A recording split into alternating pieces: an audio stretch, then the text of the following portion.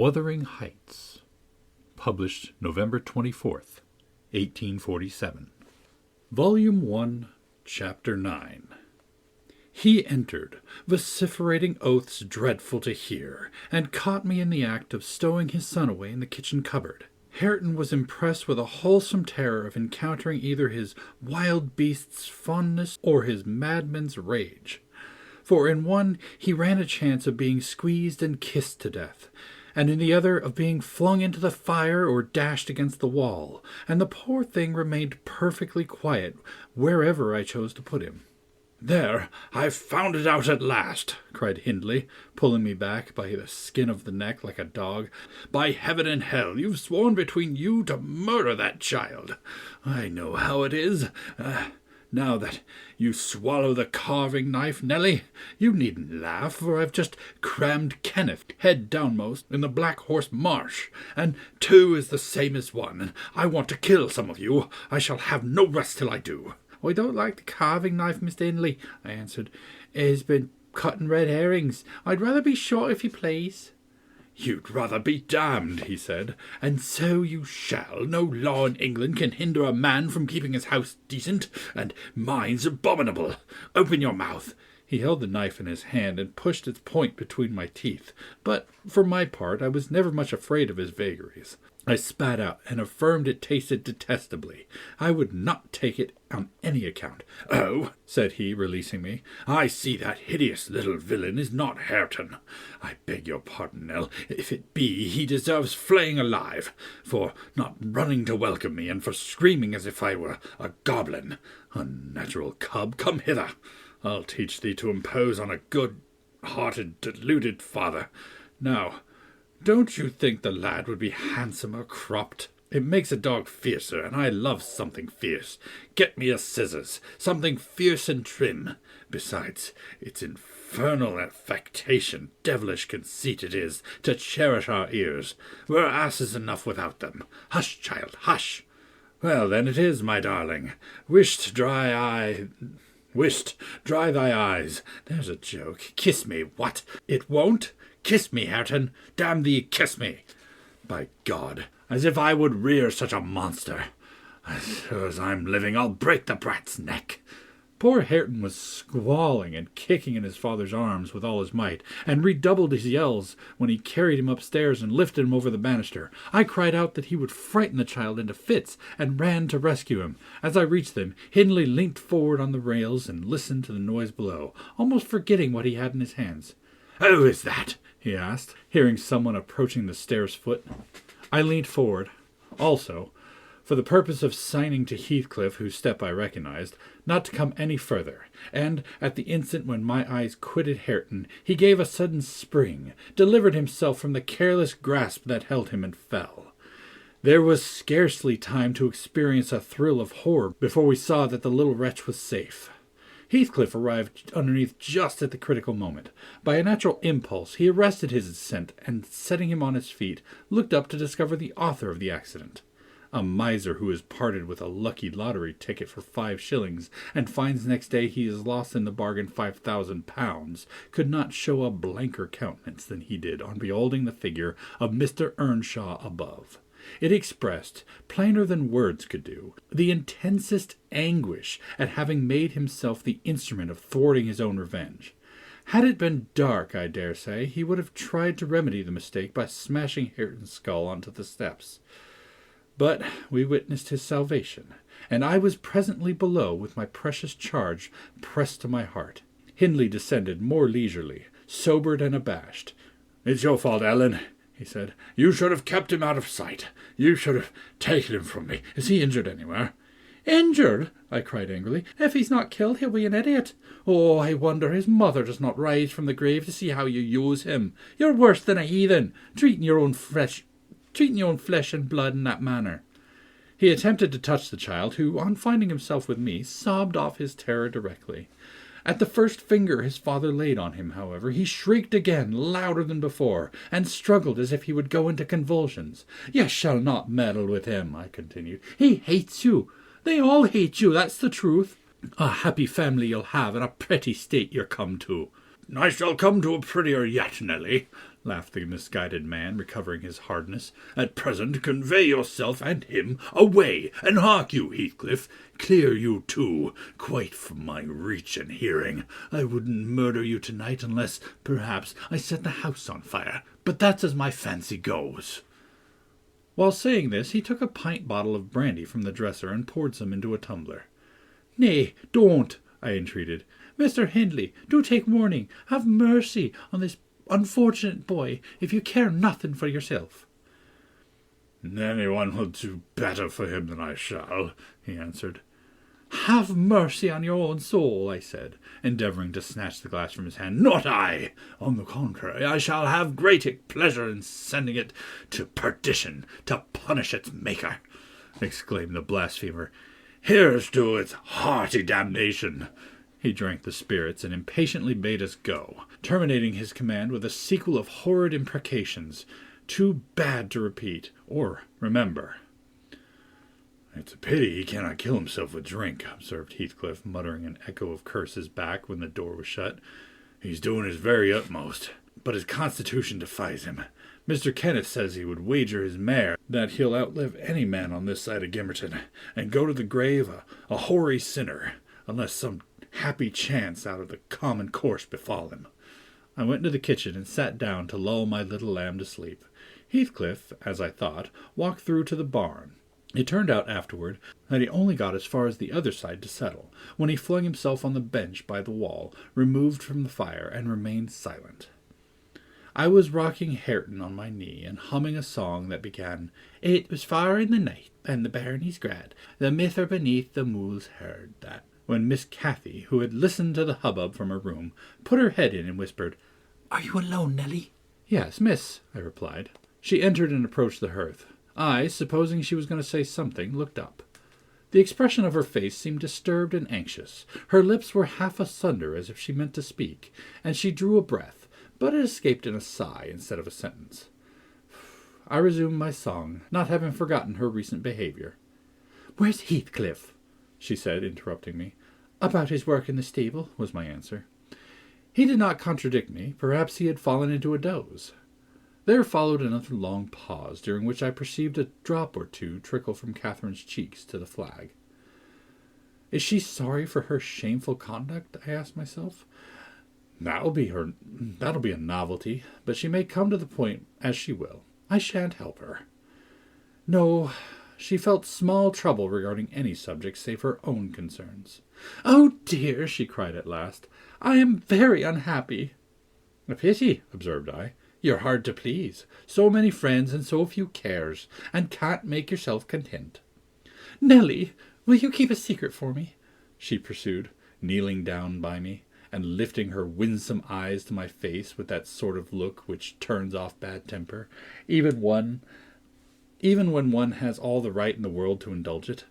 "Is it worth keeping?" I inquired less sulkily.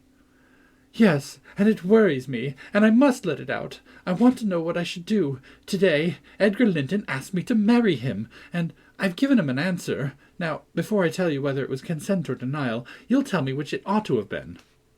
"Really, Miss Catherine, how can I know?" I replied. "To be sure, considering the exhibition you performed in his presence this afternoon, I might say it would be wise to refuse him. Since he asked you after that, he must either be hopelessly stupid or a venturesome fool." "If you talk so, I won't tell you any more," she returned peevishly, rising to her feet. "I accepted him, Nelly. Be quick, and say whether I was wrong." "You accepted him? Then what good is it discussing the matter? You have pledged your word and cannot retract." "But say whether I should have done so, do!" she exclaimed in an irritated tone, chafing her hands together and frowning. "There are many things to consider before that question can be answered properly," I said sententiously. "First and foremost, do you love Mr. Edgar?" "Who can help it? Of course I do," she answered. Then I put her through the following catechism. For a girl of 22, it was not injudicious. "Why do you love him, Miss Cathy?" "Nonsense, I do. That's sufficient." "By no means. You must say why." "Well, because he's handsome and pleasant to be with." "Bad," was my commentary. "And because he's young and cheerful." "Bad still." "And because he loves me." "Indifferent, coming there."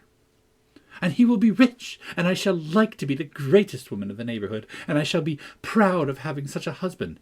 Worst of all, and now see how you love him. As everybody loves. You're silly, Nelly. Not at all. Answer. I love the ground beneath his feet, and the air over his head, and everything he touches, and every word he says.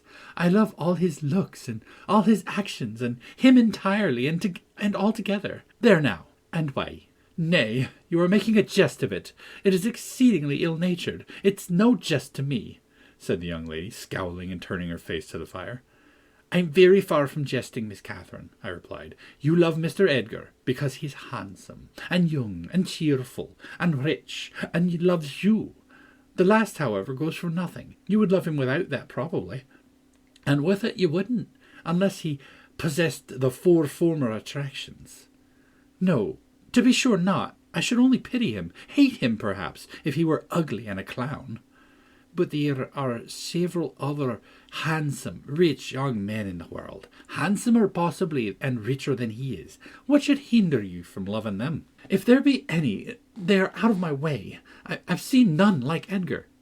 You may see some, and he won't always be handsome and young, and he may not always be rich. He is now, and I have only to do with the present. I wish you would speak rationally. Well, that settles it. If you have only to do with the present, marry Mr. Linton. I don't want your permission for that. I shall marry him. And yet you have not told me whether I'm right. Perfectly right, if people be right to marry only for the present. And now, let us hear what you're unhappy about. Your brother will be pleased. The old lady and gentleman will not object, I think. You will escape from disorderly, comfortless home into a wealthy, respectable one. And you love Edgar, and Edgar loves you. All seems smooth and easy. Where is the obstacle? Here, and here, replied Catherine, striking one hand on her forehead and the other on her breast. In whichever place the soul lives, in my soul and in my heart, I'm convinced I'm wrong. That's very strange. I cannot make it out. It's my secret, but if you will not mock me, I'll explain it.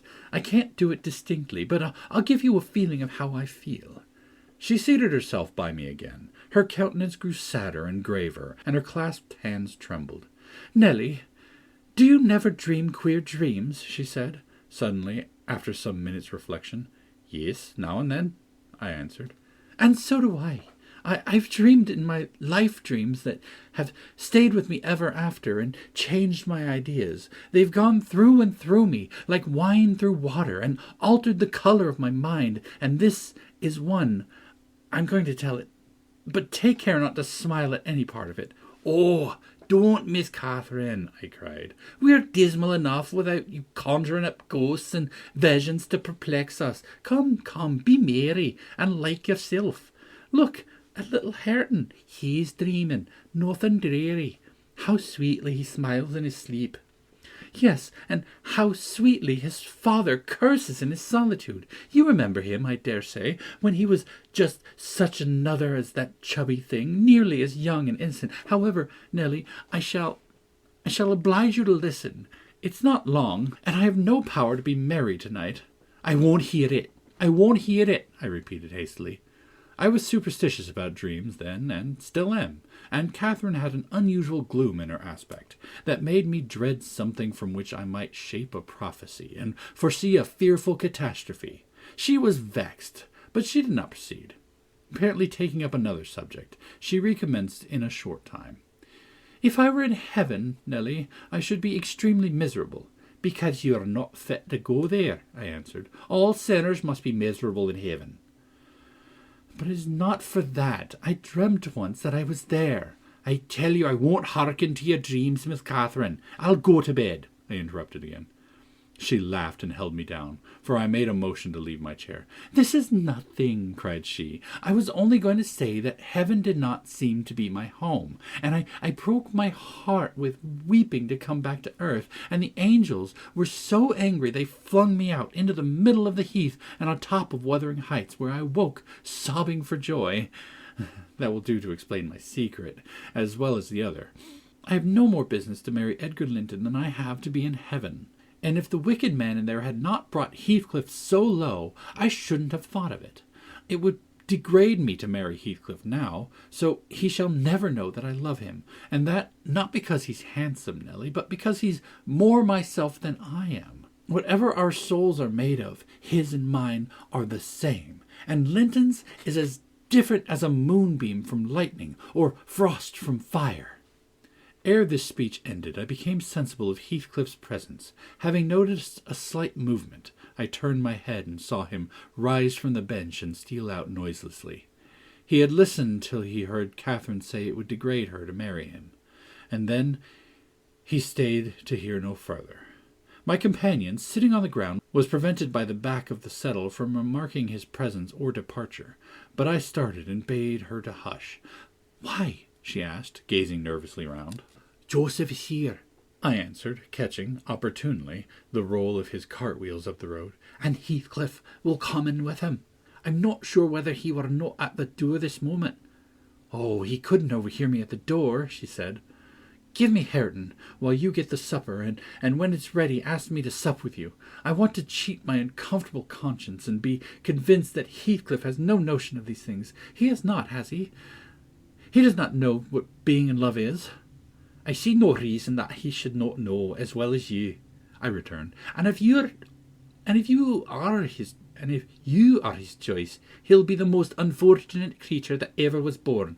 As soon as you become Mrs. Linton, he loses his friend and love and all. Have you considered how you'll bear the separation? How you'll bear to be quite deserted in the world? Because, Miss Catherine, he quite deserted. We separated," she exclaimed with an accent of indignation. "Who is to separate us, pray? They'll meet the fate of Milo. Not as long as I live, Ellen, for no mortal creature. Every Linton on the face of the earth might melt into nothing before I could consent to forsake Heathcliff. Oh, that's not what I intend. That's not what I mean. I shouldn't be Mrs. Linton were such a price demanded. He'll be as much to me as he has been all his lifetime. Edgar must shake off his antipathy and tolerate him at least. He will when he learns my true feelings towards him. Nelly, I see now, you think me a selfish wretch. But did it ever strike you that if Heathcliff and I were married, we should be beggars, whereas if I married Linton, I can aid Heathcliff to rise and place him out of my brother's power?" "With your husband's money, Miss Catherine?" I asked. "You'll find him not so pliable as you calculate upon, and though I'm hardly a judge, I think that's the worst motive you've given for being the wife of young Linton." "It is not," she retorted. "It is the best. The others were the satisfaction of my whims, and for Edgar's sake, too, to satisfy him. This is for the sake of one who comprehends in his person my feelings to Edgar and myself. I cannot express it, but surely you and everybody have a notion that there is, or should be, an existence of yours beyond you. What were the use of my creation if I were entirely contained here? My great miseries in this world have been Heathcliff's miseries, and I watched and felt each from the beginning. My great thought in living is himself. If all else perished and he remained, I should still continue to be, and if all else remained and he were annihilated, the universe would turn into a mighty stranger. I should not seem a part of it. My love for Linton is like the foliage of the woods.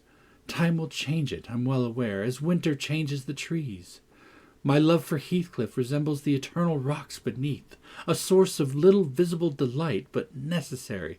Nelly, I am Heathcliff. He's always in my mind, not as a pleasure, any more than I am always a pleasure to myself, but as my own being.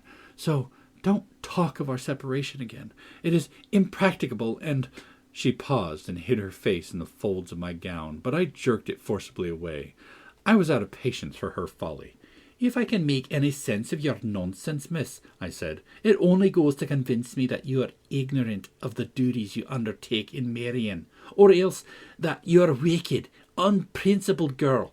But trouble me with no more secrets. I'll not promise to keep them." "You'll keep that?" she asked eagerly. "No, I'll not promise," I repeated. She was about to insist when the entrance of Joseph finished our conversation, and Catherine removed her seat to the corner and nursed Hareton. while I made the supper. After it was cooked, my fellow servant and I began to quarrel who should carry some to Mr. Hindley, and we didn't settle it till all was nearly cold. Then we came to the agreement that we would let him ask if he wanted any, for we feared practically to go into his presence when he had been some time alone. "Has it not come in for the field by this time? What is he about? Gertie'll say it," demanded the old man, looking round for Heathcliff. "I'll call him. He's in the barn, I've no doubt." I went and called, but got no answer. On returning, I whispered to Catherine that he had heard a good part of what she said, I was sure, and told how I saw him quit the kitchen just as she complained of her brother's conduct regarding him. She jumped up in a fine fright, flung Hareton onto the settle, and ran to seek for her friend herself, not taking leisure to consider why she was so flurried, or how her talk would have affected him. She was absent such a while that Joseph proposed we should wait no longer. He cunningly conjectured they were staying away, in order to avoid hearing his protracted blessing. They were ill enough for only fall manners, he affirmed, and on their behalf he added that night a special prayer to the usual quarter of an hour's supplication before meat, and would have tacked another to the end of grace, had not the young mistress broken in upon him with a hurried command that he must run down the road, and wherever Heathcliff had rambled, find and make him re-enter directly. "I want to speak to him, and I must before I go upstairs," she said. "And the gate is open. He is somewhere out of hearing, for he would not reply, though I shouted at the top of the fold as loud as I could." Joseph conjectured at first she was too much in earnest, however, to suffer contradiction, and at last he placed his hat on his head and walked grumbling forth. Meantime, Catherine paced up and down the floor, exclaiming, "I wonder where he is! I wonder where it can be! What did I say, Nelly? I've forgotten. Was he vexed at my bad humour this afternoon? Oh, dear, tell me what I've said to grieve him. I do wish he'd come. I do wish he would." "What a noise for nothing!" I cried, though rather uneasy myself. "What a trifle scares you! It's surely no great cause for alarm that Heathcliff should take a moonlight saunter on the moors, or even lie too sulky to speak to us in his hayloft. I'll engage he's lurking there, see if I don't ferret him out." I departed to renew my search. Its result was disappointment, and Joseph's quest ended in the same. "Yon lads get war and war," observed he on re-entering. "He's left the yate to full swing, and Mrs. Pony has trodden down 2 rigs of corn and plottered through right o'er into the mirror. Awesome diver, Tomaster'll play divil tomorrow, and he'll do well. His patience himself with such careless, awful craters. Patience is 70s, he is, but he'll not be so allus. Y'all mustn't drive him out of his head for naught." "Have you found Heathcliff, you ass?" interrupted Catherine. "Have you been looking for him as I ordered?" "Oh, s'ud more like a look for the horse," he replied. "It'd be to more sense.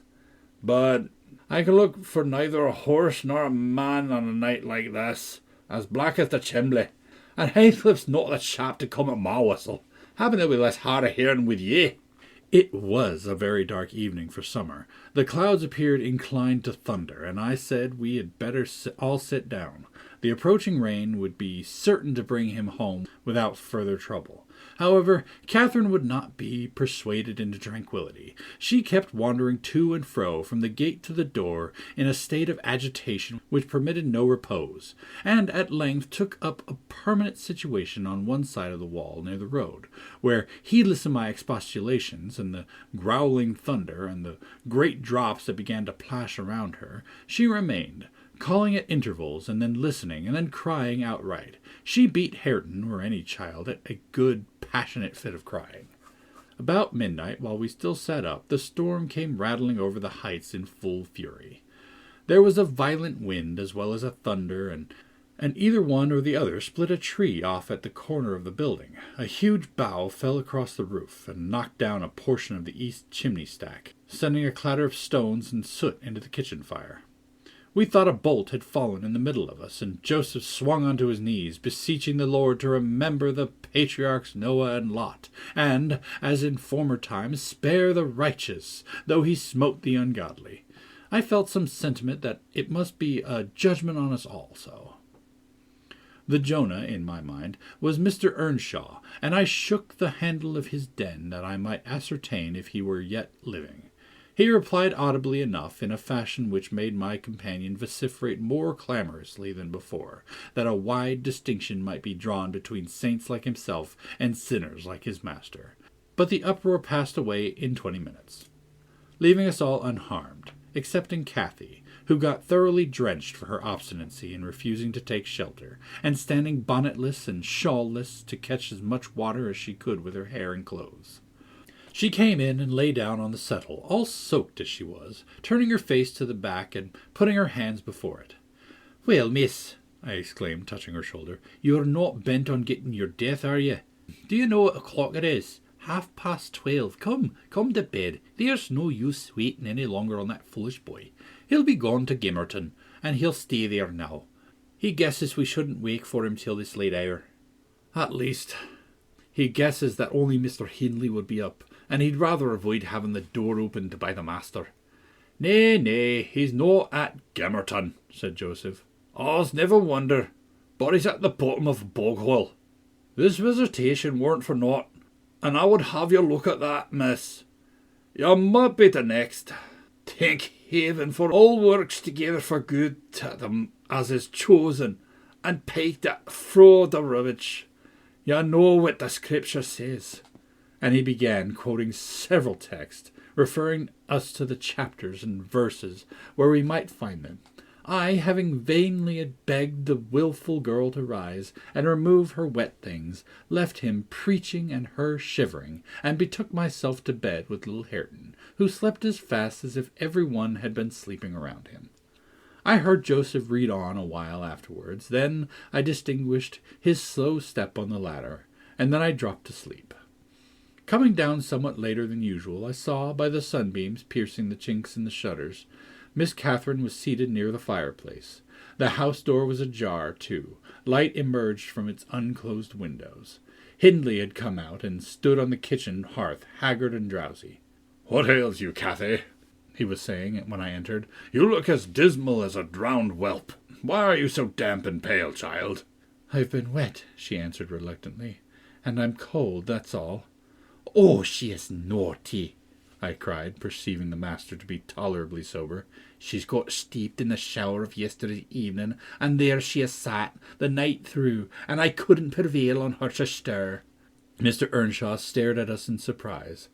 "The night through?" he repeated. "What kept her up?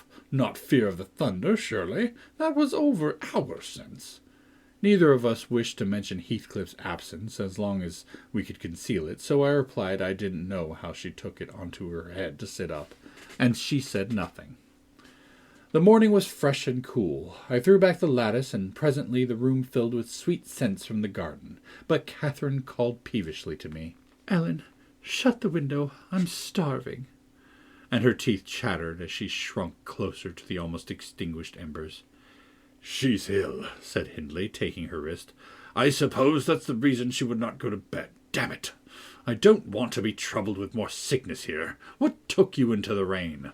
"Running off to the lads as usual," croaked Joseph, catching an opportunity from our hesitation to thrust his evil tongue. "If I were you, master, I'd just slam to boards in their faces on all of 'em, gentle and simple. Never a day off.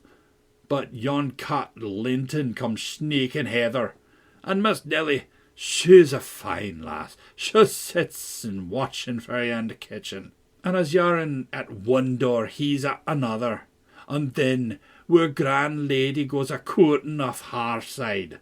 It's bonny behaviour lurking among the fields after 12 at night, with that foul-flesome devil of a gypsy Heathcliff. They think I'm blind, but I'm not the sort. I seed young Linton both coming and going, and I seed ya," directing his discourse to me, "ya good for naught, slatingly witch. Nip up and bolt into the house the minute you heard the master's horse fit clattering up the road. "Silence, eavesdropper!" cried Catherine. "None of your insolence before me. Edgar Linton came yesterday by chance, Hindley, and it was I who told him to be off, because I knew you would not like to have met him as you were." "You lie, Cathy, no doubt," answered her brother, "and you are a confounded simpleton. But never mind Linton at present. Tell me, were you not with Heathcliff last night? Speak the truth now. You need not be afraid of harming him. Though I hate him as much as ever, he did me a good turn a short time since that will make my conscience tender of breaking his neck. To prevent it, I shall send him about his business this very morning, and after he's gone, I will advise you all to look sharp. I shall only have the more humour for you." "I never saw Heathcliff last night," answered Catherine, beginning to sob bitterly, "and if you do turn him out of doors, I'll go with him. But perhaps you'll never have an opportunity. Perhaps he's gone." Here she burst into uncontrollable grief, and the remainder of her words were inarticulate. Hindley lavished on her a torrent of scornful abuse, and bid her to get to her room immediately, or she shouldn't cry for nothing. I obliged her to obey, and I shall never forget what a scene she acted. When she reached her chamber, it terrified me. I thought she was going mad, and I begged Joseph to run for the doctor. It proved the commencement of delirium.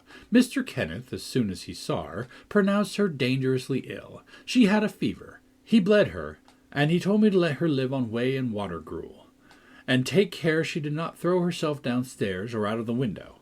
And then he left, for he had enough to do in the parish, where 2 or 3 miles was the ordinary distance between cottage and cottage. Though I cannot say I made a gentle nurse, and Joseph and the master were no better, and though our patient was as wearisome and headstrong as a patient could be, she weathered it through. Old Mrs. Linton paid us several visits, to be sure, and set things to rights, and scolded and ordered us all, and when Catherine was convalescent, she insisted on conveying her to Thrushcross Grange, for which deliverance we were very grateful. But the poor dame had reason to repent of her kindness. She and her husband both took the fever and died within a few days of each other.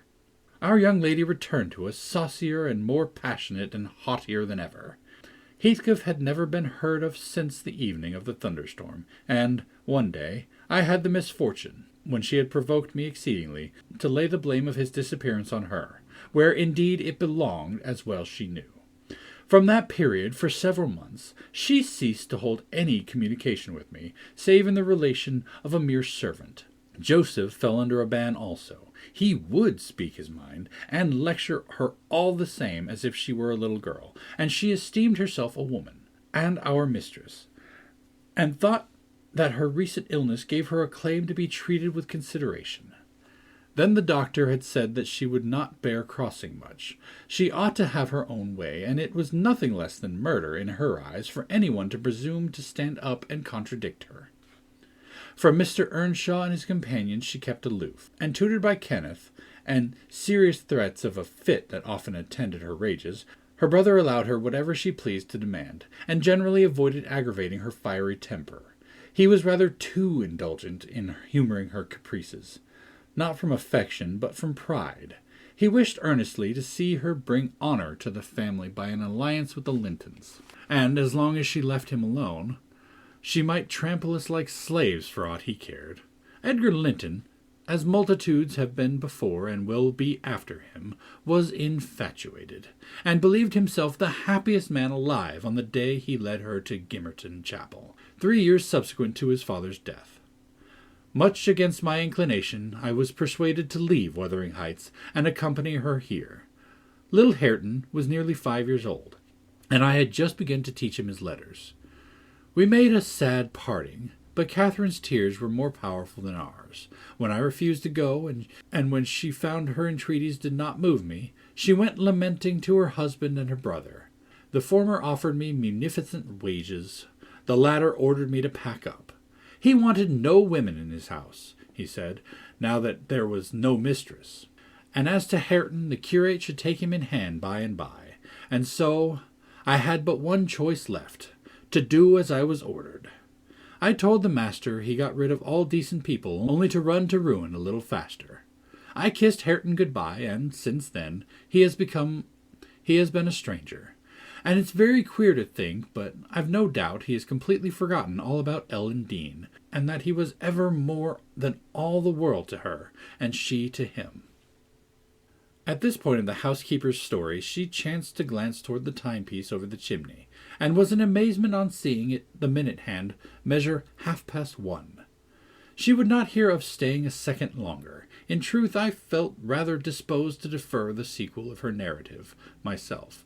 And now that she is vanished to her rest, and I have meditated for another hour or two, I shall summon courage to go, also, in spite of aching laziness of head and limbs. End of chapter 9.